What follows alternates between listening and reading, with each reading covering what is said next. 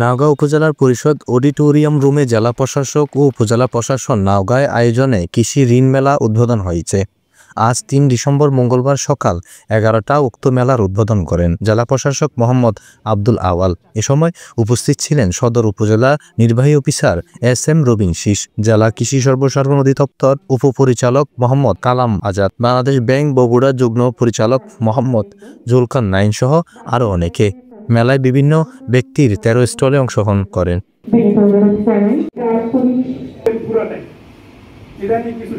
নিয়ে যাওয়ার জন্য অবশ্যই তাকে একটা পথ দেখাতে হয়। সেই পথ দেখানো হচ্ছে যে আমার বুদ্ধি আছে, আমার মেধা আছে, কিন্তু আমার মূলধন নেই।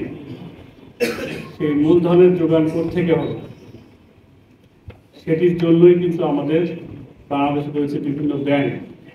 আমরা দেখেছি আমাদের যখন এই এলাকায়, আপনারা অনেকেই বলেছেন যে নওগাঁ হচ্ছে উত্তরবঙ্গের শস্য ভাণ্ডার। এই শস্য ভাণ্ডারের আমাদের কৃষক ভাই বোনরা বিভিন্নভাবে ঋণ নিতে গিয়ে বিভিন্নভাবে অতি মুনাফার আশায় তারা কিন্তু বিভিন্নভাবে প্রতারিত হচ্ছে।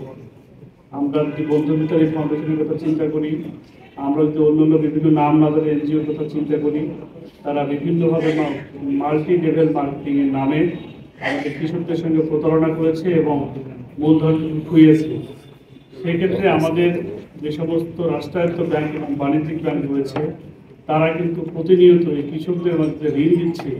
সেই ঋণের যে কার্যক্রম, সেটি আমাদের নওগাঁবাসীর মধ্যে পৌঁছে দেওয়াটা কিন্তু আজকে ঋণ মেলার একটা মূল এজেন্ডা। আমরা জানি যে এই ঋণ আজকে মেলা না করলে আমাদের দেওয়া হতো, ব্যাংকরা নিজস্ব ক্যাপাসিটিতে দিত, যে যার মতো দিত।